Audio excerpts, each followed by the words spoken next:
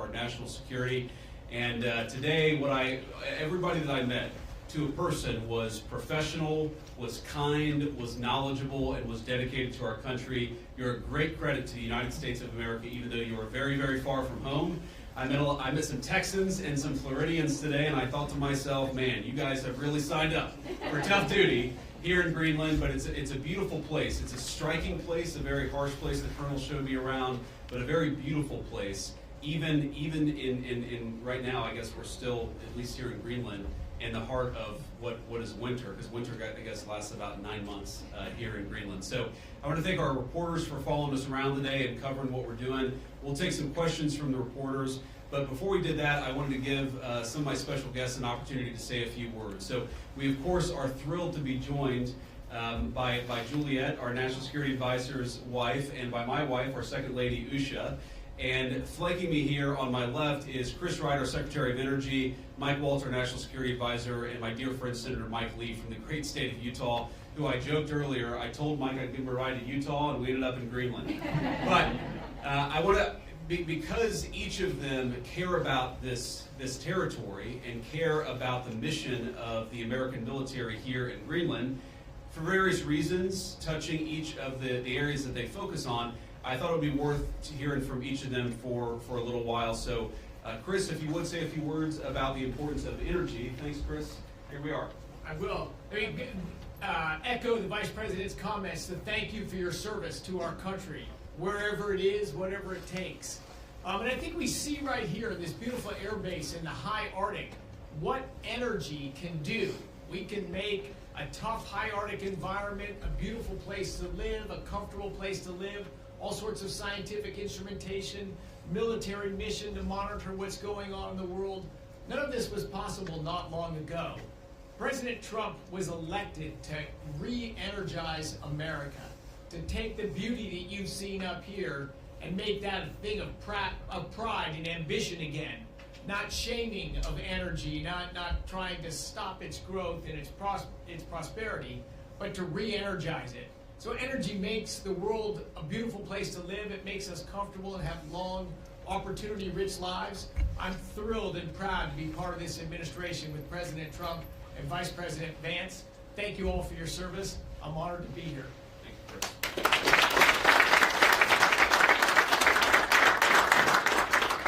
I guess when we flew in, it did look a little bit like Utah in the wintertime. Only there's substantial portions of this land that are always covered in ice, and it doesn't change. I really enjoyed talking to a number of you a little while ago as you were telling me that when you're deployed here for a year without your family, without your spouse, without your children. That is emblematic of so many of the sacrifices that so many of our armed services personnel make.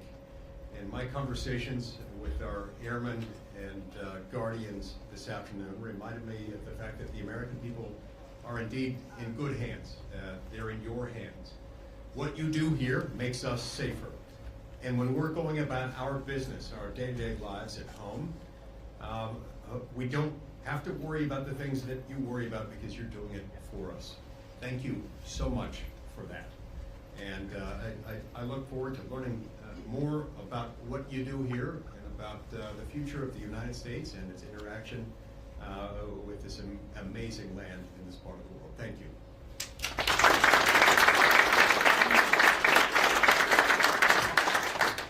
Thank you, Mr. Vice President, and I just wanted to take a minute and thank you all to the airmen and women, to the guardians who are keeping us safe day in and day out. You are continuing a tradition of the U.S. military's presence in Greenland since World War II, a 1951 defense treaty, and President Trump is absolutely serious with the Vice President and with his team about the Arctic and the security that the Arctic brings and that you bring to the Western Hemisphere. This is about shipping lanes, this is about energy, this is about fisheries, and of course it's about your mission, which is keeping us safe and monitoring space, monitoring our adversaries, and making sure the American people can sleep safely in their homes day in and day out. So thank you for roughing it.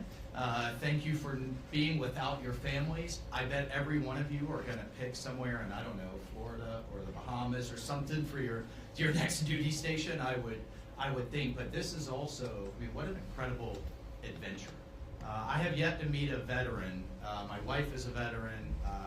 I am as well. And of course, the Vice President. I have yet to meet a veteran that says, wow, I regret my time in service. Instead, they cherish it the rest of their lives. So, appreciate this moment and this adventure that it is. And the American people, thank you. President Trump thanks you. And I know the Vice President and the Second Lady thanks you as well. And it's just really an honor to be with you today. Thanks so much.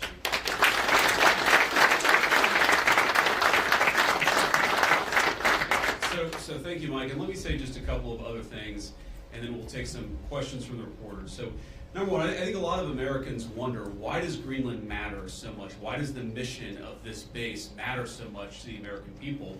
And I learned a lot about that today myself. Of course, you can read about it in a book, but I saw it up close and personal. And if, God forbid, to my fellow Americans, if a missile was fired from an enemy country or an enemy submarine into the United States, it is the people here before us who would give notice to our brave men and women further south in the United States to let people know what was coming and, God willing, to try to shoot it down and prepare for it. That's one of the things that we do at installations like this. We know that Russia and China and other nations are taking an extraordinary interest in Arctic passageways and Arctic naval routes, and indeed in the minerals of the Arctic territories. We need to ensure that America is leading in the Arctic, because we know that if America doesn't, other nations will fill the gap where we fall behind. So what you guys do is so critically important. I think a lot of Americans, certainly I, didn't realize it fully until President Trump started talking about the importance of our Arctic mission, about building upon it, and ensuring that America can lead in the Arctic for the next generation. And now I want to talk about, of course, the interaction and what Denmark, I think, has done, and sometimes in partnership with us, but let's be honest, what Denmark over the last 20 years has failed to do in some cases, because we know that unfortunately this place, this base, the surrounding area is less secure than it was 30, 40 years ago, because some of our allies haven't kept up.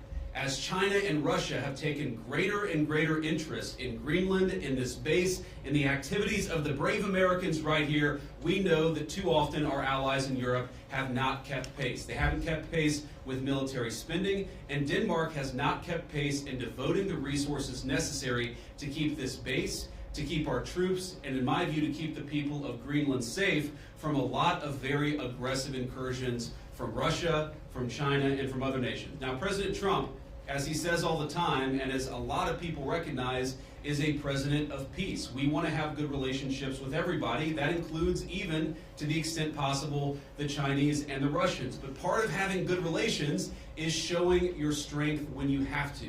And unfortunately, the story of Greenland over the past 20 years when it comes to security is that we've underinvested in the infrastructure, we've underinvested in the security architecture, and we've underinvested in the brave men and women who are doing a very hard job, as Mike said, to keep all of us safe. That has to change. Now, when I pointed out a couple of weeks ago that in some ways, with all due respect to our Danish allies, they had not kept pace, there was a lot of criticism from Denmark, a lot of attacks at the Trump administration, at the president, at me, at others in our administration for saying the obvious, which is that Denmark hasn't done a good job at keeping Greenland safe. And one of the things I heard was, well, what about the many Danes who lost their lives in the war on terror fighting alongside the United States? Well, look, we obviously honor the sacrifice of our Danish friends in the war on terror 20 years ago, just as, for example, the French honor the sacrifice of Americans in Normandy 80 years ago. But recognizing that there are important security partnerships in the past does not mean that we can't have disagreements with allies in the present about how to preserve our shared security for the future. And that's what this is about. There is no amount of bullying, no amount of obfuscating, no amount of confusing the issue. Our message to Denmark is very simple. You have not done a good job by the people of Greenland. You have underinvested in the people of Greenland, and you have underinvested in the security architecture of this incredible, beautiful landmass filled with incredible people. That has to change. And because it hasn't changed, this is why President Trump's policy in Greenland is what it is. It's consistent with the first Trump administration, where you saw significant investments in Arctic security, and it will continue over the next 4 years under President Trump's leadership. And let me finally, before I kick it over to the media, make one comment about the people of Greenland. The colonel here, the base commander, who came here first as a second lieutenant, and I guess, Colonel, this is your second duty station here, and we're proud of you and proud of all of you guys who are serving and helping keep us safe.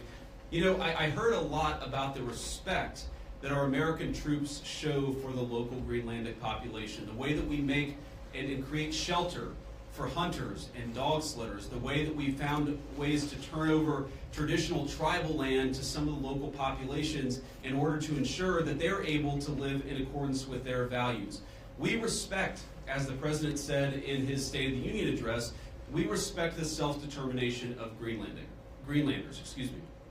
We believe in the self-determination of the population of the people of Greenland. And our argument is very simple. It is not with the people of Greenland, who I think are incredible and have an incredible opportunity here. Our argument really is with the leadership of Denmark, which is underinvested in Greenland and underinvested in its security architecture.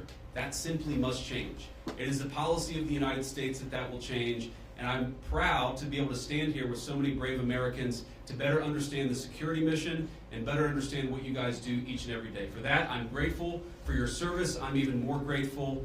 I love you guys, I'm proud of you guys, and President Trump stands behind you and will for the remainder of his administration. Thank you all. God bless you.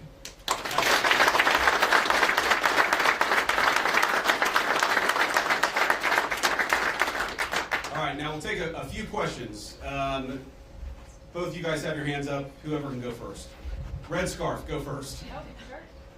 Thank you, Mr. Vice President. Do you have any plans, are there plans to expand the U.S.'s military presence in Greenland beyond this base? Well, are there immediate plans to expand our military presence? No, but are there general objectives that we want to accomplish that will certainly require us investing more resources, investing in additional military icebreakers, investing in additional naval ships that will have a greater presence in Greenland? Absolutely. And we know that's necessary because we know, as Mike talked about and certainly I talked about, there has been an expansion of the security footprint and the security interest of Russia and China. They're doing what they believe is in their interest. The United States must do what I know is in our interest, which is to make sure that Greenland is safe. If Greenland doesn't have self-determination, if the people of Greenland have their future controlled by the Chinese Communist Party, it's not going to make their lives better off, and most importantly, it's going to make American and world national security, world security, much, much weaker. We in some ways need to wake up. We need to wake up from a failed 40-year consensus that said that we could ignore the encroachment of powerful countries as they expand their ambitions. We can't just bury our head in the sand, or in Greenland, bury our head in the snow and pretend that the Chinese are not interested in this very large landmass. We know that they are. They've taken steps to put Greenland in ridiculous debt traps to invest and exploit the resources here. And we know that they're sending a lot of military resources here. Yes, over the medium term, the United States will meet that challenge.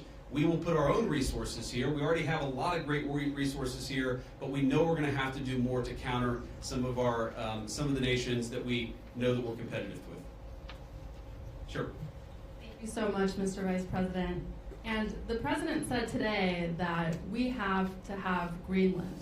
By being here today, are you also conveying that message that the U.S. is very serious in its desire to acquire Greenland? Well, the President said we have to have Greenland, and I think that we do have to be more serious about the security of Greenland. We can't just ignore this place. We can't just ignore the President's desires, but most importantly, we can't ignore what I said earlier, which is the Russian and Chinese encroachment in Greenland. We have to do more. And what the President said in his State of the Union address, and he was very clear about this, is we respect the self-determination of the people of Greenland, but my argument again to them is I think that you'd be a lot better coming under the United States security umbrella than you have been under Denmark's security umbrella. Because what Denmark's security umbrella has meant is effectively they've passed it all off to brave Americans and hope that we would pick up the tab. We're simply saying to the people of Greenland, when the president says we've got to have Greenland, he's saying this island is not safe.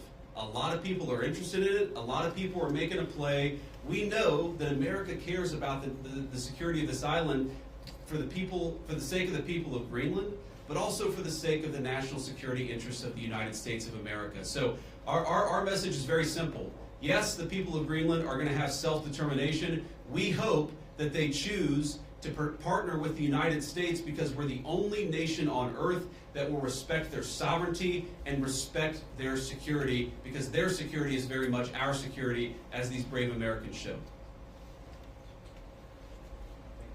John Parkinson with ABC News. Thanks for bringing us along on this historic trip. I wanted to ask you about last week's news with the Atlantic. We've had a couple questions on Greenland. I feel like you've answered that. But I did want to ask, did you express your concerns to the president that you were opposed to the Houthi strike?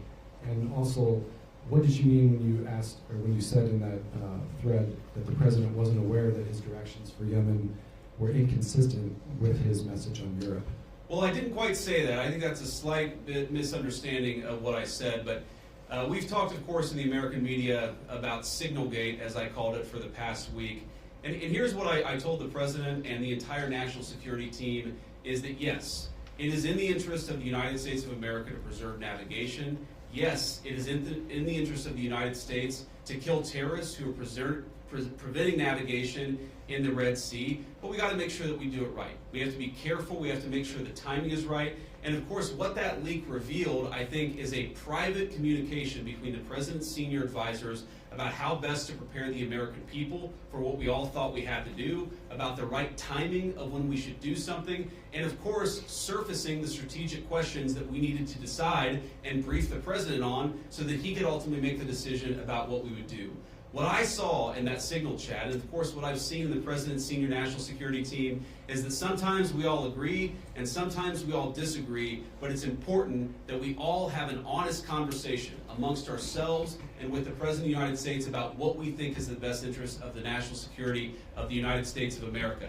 I support the President's decision to strike the Houthis. I always supported the President's decision to strike the Houthis, and I support the national security team having the argument about how best to serve the American people. Go ahead. In your security briefing today, did you see specific threats coming from China and Russia, things that you did not know about before? Are we talking battleships, icebreakers, any type of military equipment, or is it economic? Well, I don't want to get too specific, but yes, we know that the Chinese are very, very interested in this island. We've seen some of the economic pressures that they've tried to place on Greenland. We know that they're increasingly engaging in military training and military interest. Certainly, they've started to describe themselves as a near-Arctic power. And I think part of that is justifying taking a further interest in Greenland and some of the surrounding territories. So we've seen very strong evidence that both the Chinese and the Russians are interested in Greenland. And why wouldn't they be interested in Greenland? It's a beautiful place. It has incredible people. Its geographic placement makes it very important for the national security of the United States, but for world security. What we have to recognize is that if the Chinese and the Russians are going to pursue their national interest, we need a president who's going to pursue the American national interest, and that means ensuring that Greenland is safe. When can we expect an update on the internal investigation into that Signal chat leak? Has that investigation concluded, and what are the findings? I think we'll get an update soon. Look, we take it very seriously. We all accept that a journalist should not have been invited into the chat, and members of the administration, including my dear friend Mike, have taken responsibility for it. But I find the American media's obsession with this issue very, very interesting, because I happen to remember about 4 years ago when American military leadership made a catastrophic error that got 13 innocent Americans killed in Afghanistan and had about $80 billion of military equipment turned over to one of the worst terrorist organizations in the world. And for years, The American media ran cover for a Biden administration that refused to fire any generals or even launch an internal investigation that was meaningful and substantive about what happened. And now the same American media that covered for the Biden administration after the untimely death and the unnecessary death of 13 brave Americans is really, really interested in forcing the President of the United States to fire someone because of a signal chat. Because of a signal chat. That is not honest behavior from the American media, and if you think you're going to force the President of the United States to fire anybody, you've got another thing coming. President Trump has said it on Monday, on Tuesday, on Wednesday, on Thursday, and I'm the Vice President saying it here on Friday. We are standing behind our entire national security team. Can I just ask you about Yeah, go ahead. the tariffs? There's been some retaliation, some signals at least in the media that Canada's going to respond, some of these others are going to respond to the president's tariffs. What's your message for Americans that are going to see costs increase on auto manufacturing, new cars, that kind of thing? Is it Buy America, or what's the message going forward there? Well, let me say a couple of things. First of all, for the Canadians, and we have many dear friends in Canada, and of course we love the Canadian people, but the Canadian leadership threatening retaliatory tariffs against the United States, as President Trump often says, they just don't have the cards. There is no way that Canada can win a trade war with the United States. What President Trump has said is that he wants to level the playing field. For decades, Canadian leadership has forced American farmers and American manufacturers to play by an unfair set of rules. All President Trump has said is that we're done playing by an unfair set of rules. If you're going to do something to our industries, then we're going to do something back to your industries. That's how you protect American manufacturing, and that's how you protect American jobs. Now, what I'd say to the American people is look, the president ran on this, and he said very clearly that we're done being the piggy bank of the entire world. For 40 years, in the same way that our European friends, I think, have neglected international security, for 40 years, a lot of our friends all over the world have used America as a piggy bank. They have used us to absorb all of their excess economic production. What does that mean for Americans?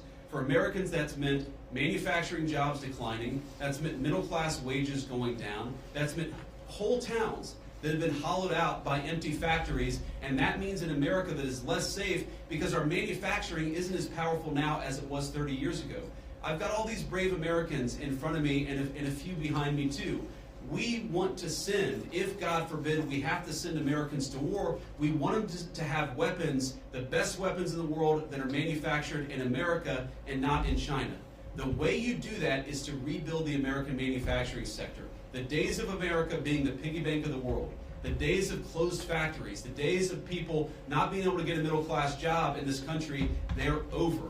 And yes, that means we're going to have to fight back even against some of our friends and their unfair economic practices, but the long-term consequence of this is going to be higher wages, more manufacturing, and more economic security for the American people. We'll take a couple more questions. On Russia, has the U.S. agreed to those conditions that the Kremlin said were needed for that truce in the Black Sea? It included lifting sanctions imposed on Russian banks. Trump said this week that you were still looking at it. Well, there are a couple of different statements that are floating around out there, and some of them I think are mistranslations, and some of them are not totally clear what is even being asked for. But the president has said, and he's right, that I think we feel very good about where things are. We trust but verify. We make sure that what we're seeing from one party is met by the other party and vice versa. But I think that we've made an incredible amount of progress. We have to remember that this war started under Joe Biden's administration. It has led to an unbelievable amount of death and destruction. And for the first time in almost 4 years, thanks to President Trump's leadership, we have an opportunity to really achieve a peaceful settlement. The president's going to fight every single day to make sure that happens. And of course, we'll keep you guys updated as we continue to make progress. I do think if you look at what we've talked about, we've obviously got this energy infrastructure ceasefire. We've got a Black Sea commercial ceasefire that I think is almost done. And once we get there, we'll work on the next stage of the ceasefire. Yeah. The president has previously not ruled out military force when he's talking about taking over Greenland. But your rhetoric today is more about encouraging the Greenlandic people to vote for independence. Do you think the rhetoric has changed about that, or what's your message there? No, I don't think it's changed at all. Look, the president said clearly he doesn't think that military force is going to be necessary, but he absolutely believes that Greenland is an important part of the security, not just of the United States, but of the world, and of course the people of Greenland too. It's very simple. I think the president's been very consistent here from his State of the Union, from his inaugural address, and every public statement that he's made. This territory, Greenland, really matters for the security of the United States. It's extremely vulnerable right now, and if the people of Greenland were willing to partner with the United States, and I think that they ultimately will partner with the United States, we could make them much more secure, we could do a lot more protection, and I think they'd fare a lot better economically as well. This has to happen. And the reason it has to happen, I hate to say it, is because our friends in Denmark have not done their job in keeping this area safe. They just haven't done it. It's very simple. For all of our friends in the American media who attack the administration for pointing out the obvious, what is the alternative? To give up the North Atlantic? To give up the Arctic to China, to Russia, and to other regimes that don't have the best interest of the American people at heart? We have no other option. We need to take a significant position in Greenland to keep the people here safe, but to keep our own country safe too. We'll do one or two more. Yeah. Trump said this week the U.S. would go as far as we have to go to acquire Greenland. In that same vein, that question, are there plans that have been drafted to use military force to take over Greenland? Well, what the president has said, is that we need to have more of a position in Greenland. We need it, again, for the safety of the American people. And what we think is going to happen is that the Greenlanders are going to choose, through self-determination, to become independent of Denmark, and then we're going to have conversations with the people of Greenland from there. So I think that talking about anything too far in the future is way too premature. We do not think that military force is ever going to be necessary. We think this makes sense. And because we think the people of Greenland are rational and good, we think we're going to be able to cut a deal, Donald Trump style, to ensure the security of this territory, but also the United States of America. I'll do one more question. And you spoke about economic interests, how the U.S. could develop Greenland more economically. Could you speak a little bit more about that? I know Secretary Wright is here. Have you guys spoken about energy? Senator Lee is here as well. Just wondering what those discussions have been. No, my point actually is that other countries have explicitly gone after Greenland, and I think with a mind towards economic exploitation. Sometimes asking Greenland to get itself into terrible economic debt traps that would make the people of Greenland not self-determined and sovereign, but to mortgage their future to hostile foreign countries that don't have their best interests at heart. That is not what the United States of America wants to do. What we want to do is to protect the security of this territory because it matters for us and it matters for the people who live here. All right, guys, thank you all. And let me just say one more final word to the Guardians, the Airmen, the other service members gathered here. Thank you. From the bottom of my heart, it is incredible to be a vice president who has served just as our NSA, Mike Waltz, has served, to know the sacrifice that comes along with it, and to see that there are still incredible young Americans willing to put on the uniform and serve this country. You make America a better place, and you make an honor to serve as your vice president. God bless you guys. Thanks for having me.